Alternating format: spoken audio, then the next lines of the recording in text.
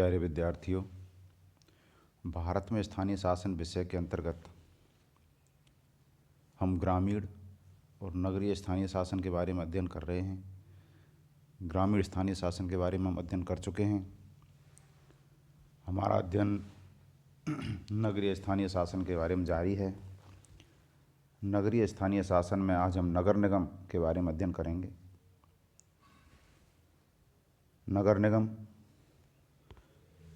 जो कि नगरीय स्थानीय शासन की शीर्षस्थ संस्था होती है, शीर्ष वाली सबसे ऊंची संस्था होती है।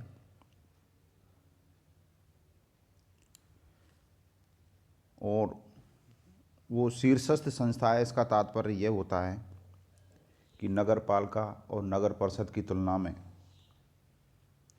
उसके पास अधिक सत्ता होती है, अधिक अधिकार होते हैं, उसकी वित्तीय क्षमताएं अधिक होती हैं और वह अधिक स्वायत्तता का प्रयोग करती है।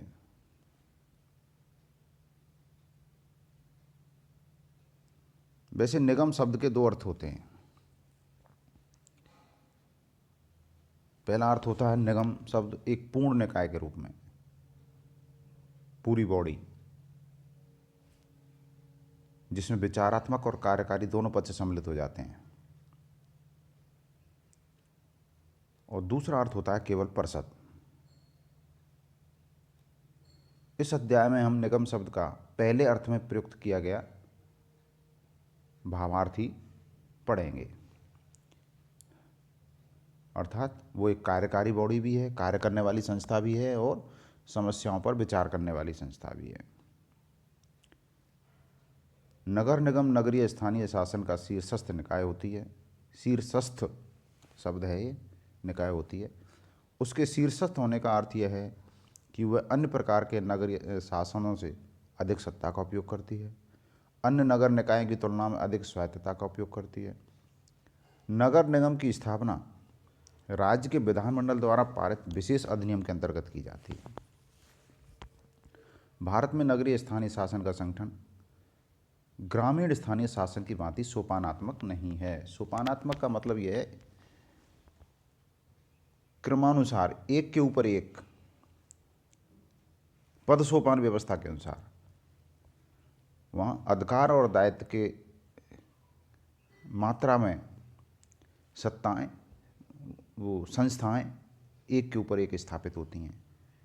ग्राम पंचायत के ऊपर पंचायत समिति होती है। वो पंचायत समिति ग्राम पंचायत के ऊपर पर्यवेक्षण भी रखती है। फिर जिला परिषद होती है, वो पंचायत समिति और ग्राम पंचायत दोनों का पर्यवेक्षण करती है और उनसे अधिक सत्ता और अधिकार का उपयोग करती है। तो जो सोपानात्मक व्यवस्था ग्रामीण स्थानीय शासन की होती है वो नगरीय स्थानीय शासन की नहीं होती। नगर निगम तथा नगर परिषद में अंतर। नगर निगम की स्थापना राज्य विधानमंडल द्वारा पारित विशेष अधिनियम के अंतर्गत की जाती है, जबकि नगर परिषद के लिए विशेष विधान की आवश्यकता नहीं होती। नगर निगम को राज्य सरकार से सीधा संपर्क रखने का अधिकार है, जबकि नगर पालिकाओं नगर परिषदों को जिलाधीश या मंडल आयुक्त का दामन पकड़ना पड़ता है। नगर निगम की पद्धति बड़े नगरों के लिए है, जहाँ नागरिक समस्याएं अधिक जटिल हो जाती हैं। नगर निगम की स्थापना में विभिन्न कसौटियों का पालन करना होता है। कसौटियाँ यानी मानक। एक नगर निगम स्थापित करने के लिए ये देखा जाता है कि भाई जनसंख्या कितनी है, जनसंख्या का घनत्व कितना है, गैर कृषि कार्यों में कितनी जनसंख्या संलग्न है और राजनीतिक समर्थन, ये आवश्यक कसौटियाँ होती हैं। इस बात की निर्णायक राज्य सरकार होती है कि किस नगर को नगर निगम का दर्जा दिया जाना है। सामान्य जो तेजी से बढ़ते हुए नगर होते हैं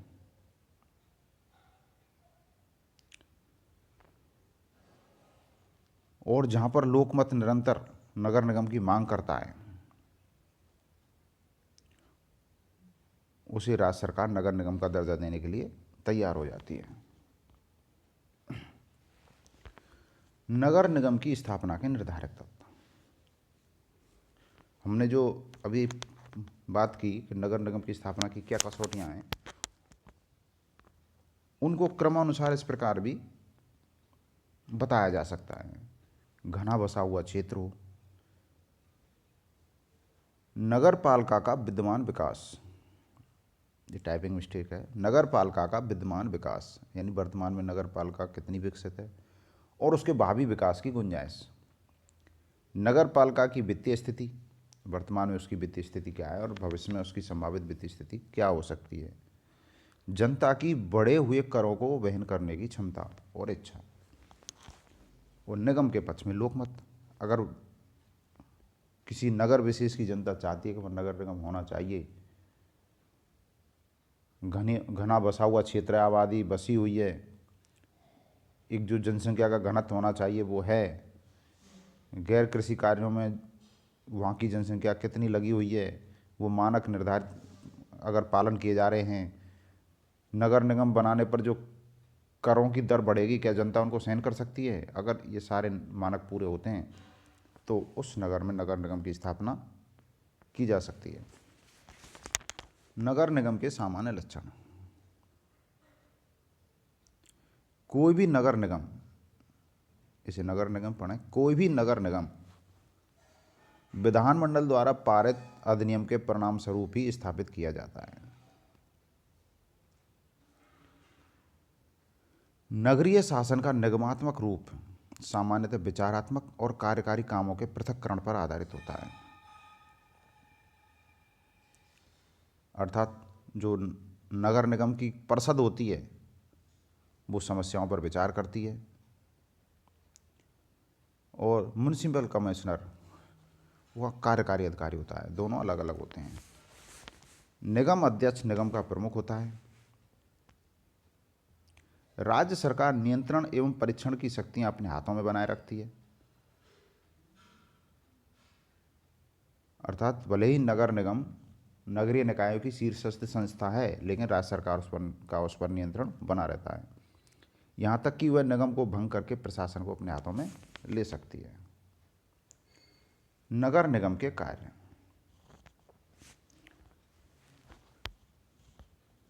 नगर निगम के कार्यों के संबंध में देश में दो परपाटियां प्रचलित हैं। परपाटियां, परंपराएं, इसे परपाटियां पढ़ें।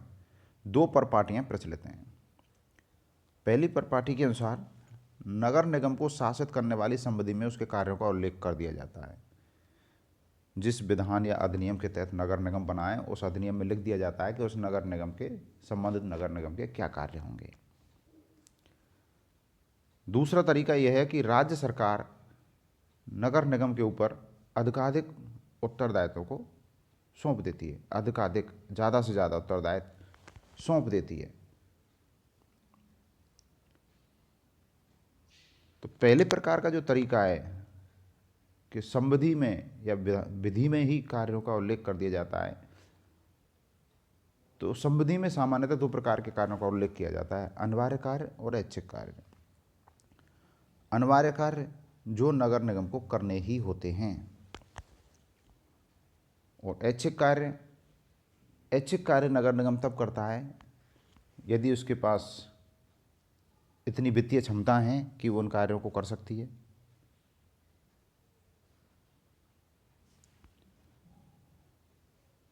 अनिवार्य कार्य।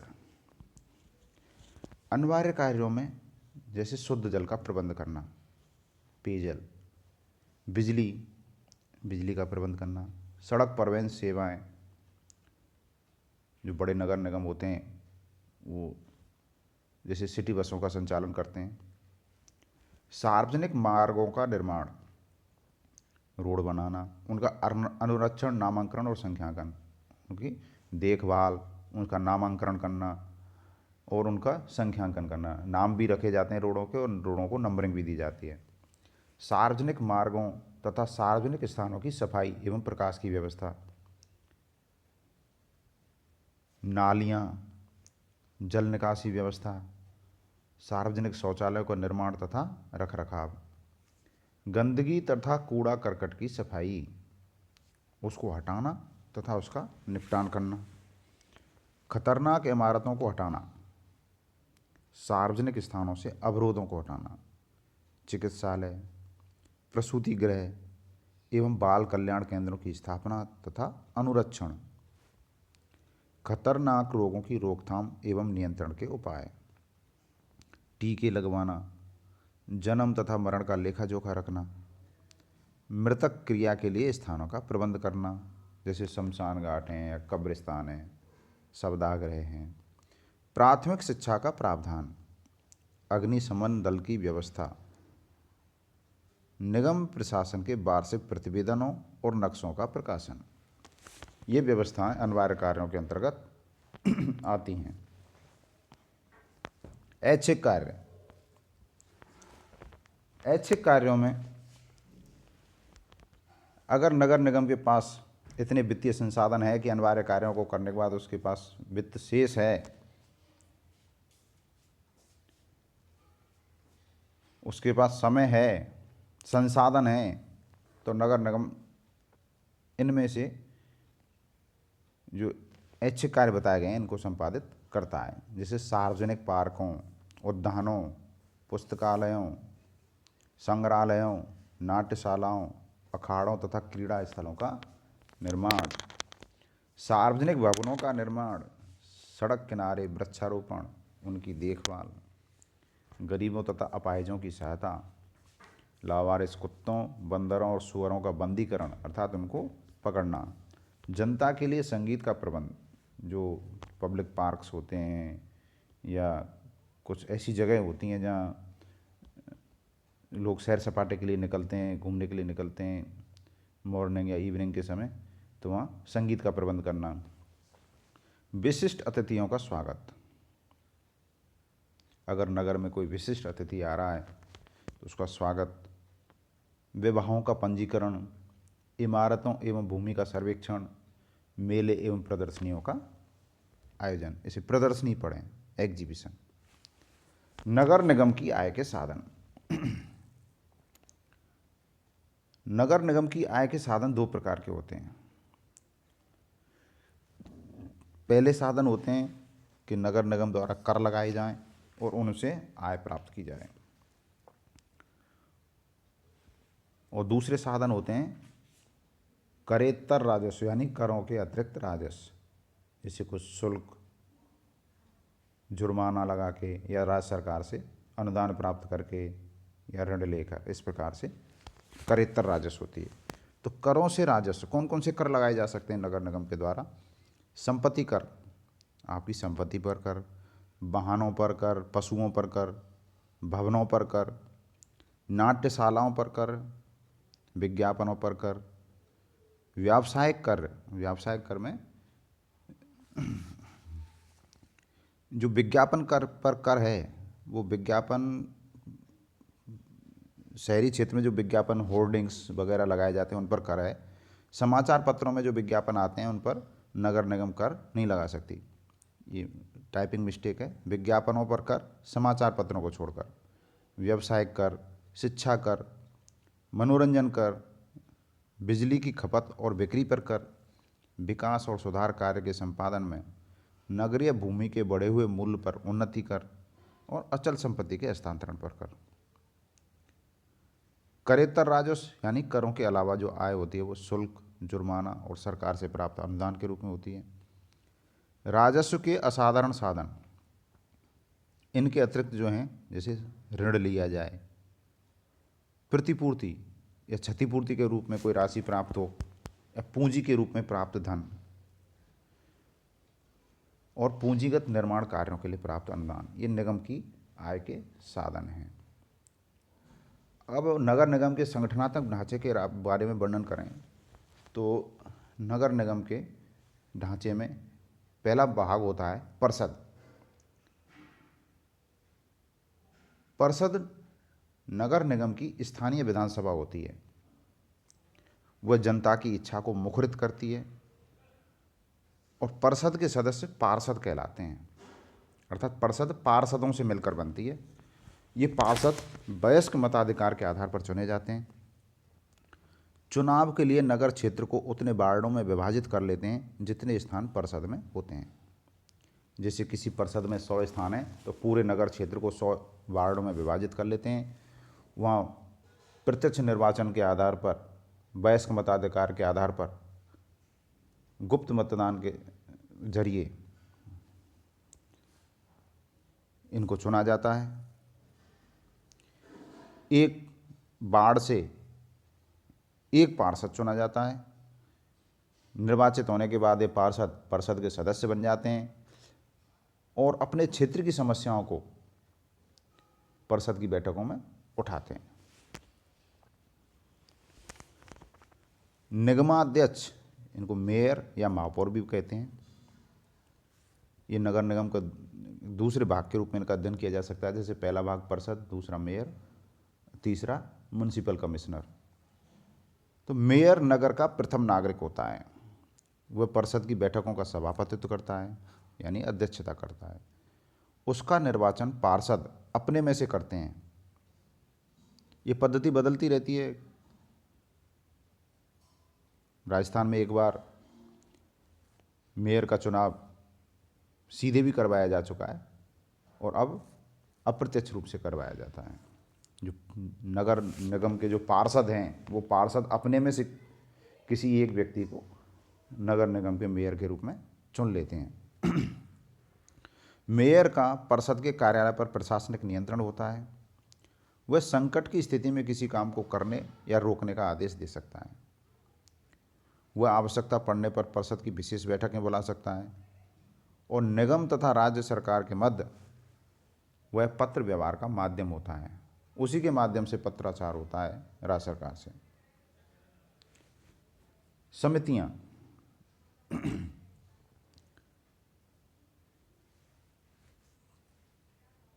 परिषद का आकार बड़ा होता है और परिषद की बैठकें नियमित नहीं होती, इसलिए परिषद प्रभावकारी तरीके से कार्य नहीं कर पाती।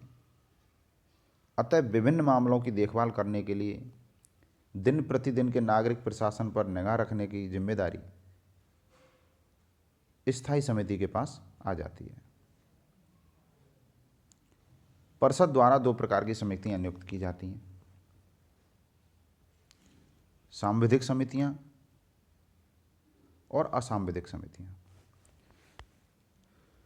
सांविधिक समितियां वो होती हैं जिनकी रचना उस संविधि के द्वारा की जाती है जिसके द्वारा निगम का निर्माण होता है।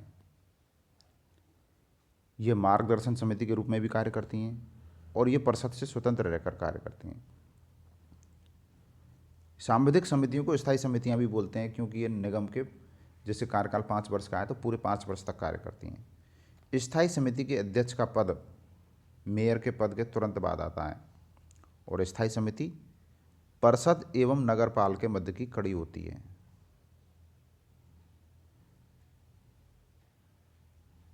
परिषद की बैठकें जैसे नियमित नहीं होती हैं तो संबंधित मामले को समितियों को सौंप दिया जाता है। समितियां उस मामले पर अपने विचार को एक रिपोर्ट के रूप में पेश कर देती हैं परिषद के सामने और उस पर निगम द्वारा कार्रवाई या तो शुरू कर दी जाती है या और परिषद द्वारा विस्तार से उस पर चर्चा भी की जा सकती है। दूसरे प्रकार की जो समितियां होती हैं, असांविधिक या अस्थायी समितियां होती हैं, उनको परिस्थितियों के अनुसार गठित कर लिया जाता है और उनका कार्यकाल उतना होता है कि संबंधित मामले का निपटान होने के बाद वो स्वतः समाप्त मान ली जाती हैं।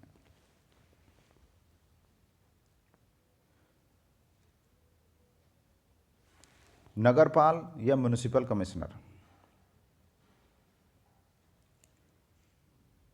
नगरपाल निगम का मुख्य कार्यकारी अधिकारी होता है। वह उन कर्तव्यों का पालन करता है जो अधिनियम द्वारा उसे सुपुर्द किए गए हैं। कौन से अधिनियम द्वारा? जिस अधिनियम द्वारा नगर निगम की स्थापना हुई है। वह संकट काल में ऐसा कोई कार्य कर सकता है जो वह आवश्यक समझता है। नगरपाल का पद नीति निर्धारित करने के काम को प्रशासन से पृथक रखने के सिद्धांत पर आधारित है। अर्थात नीति निर्धारित करने का काम तो परिषद का हो गया और नगरपाल का कार्य है उस नीति को क्रियान्वित करना। नगरपाल एक स्थायी एवं अनुभवी लोक सेवक होता है। उसकी नियुक्ति राज्य सरकार द्वारा की जाती है। वह निगम के मामलों का प्रशासन करता है। नगरपाल की नियुक्ति निश्चित अवधि के लिए होती है। क्योंकि नगरपाल को राजनीतिक जीवन के अनेक प्रकार के तनाव एवं दबावों के बीच काम करना पड़ता है। इसलिए इस पद के लिए वही लोक सेवक उपयुक्त होता है जो बहुमुखी कार्य कुशलता से संपन्न हो, क्योंकि नगर निगम एक राजनीतिक स्थल है और जन आकांक्षाओं के अनुरूप पार्षद नगरपाल के ऊपर राजनीतिक दबाव बना सकते हैं। नगरपाल तथा परिषद, इनमें आपसी संबंध। नगरपाल की नियुक्ति राज्य सरकार करती है, उसे अपनी शक्तियां निगम अधिनियम से प्राप्त होती हैं। परिषद का नगरपाल पर कुछ नियंत्रण होता है, जैसे वह निषेधात्मक प्रस्ताव पारित करके राज्य सरकार से उसको वापस बुलाने की मांग कर सकती है। नगरपाल परिषद की बैठकों में उपस्थित होता है, वाद विवाद में भी भाग लेता है और परिषद द्वारा जो निर्णय लिए जाते हैं उनको वो क्रियान्वित भी करता है। लेकिन परिषद की बैठकों में जब मतदान होता है तब नगरपाल को मतदान का अधिकार नहीं होता है। निगम के सभी कार्मिक नगरपाल के नियंत्रण एवं पर्यवेक्षण में कार्य करते हैं। कौन से कार्मिक? राजनीतिक वाले कार्मिक नहीं, जिनकी नियुक्ति की जाती है निगम के कार्यों को संपादित करने के लिए, जो कार्यकारी भाग है निगम का, वो नगरपाल के नियंत्रण और पर्यवेक्षण में कार्य करते हैं। नगरपाल निगम का बजट बनाता है और स्थायी समिति की स्वीकृति से ये वित्तीय कार्य है कि निगम का बजट नगरपाल यानी कि म्युनिसिपल कमिश्नर बनाता है और स्थायी समिति की स्वीकृति से बजट अनुदानों की राशि को एक मद से दूसरी राशि में अंतरित कर सकता है। इस प्रकार आज हमने नगर निगम के बारे में अध्ययन किया। आगामी अध्याय में हम स्थानीय शासन की अन्य इकाइयों के बारे में भी अध्ययन करेंगे। धन्यवाद।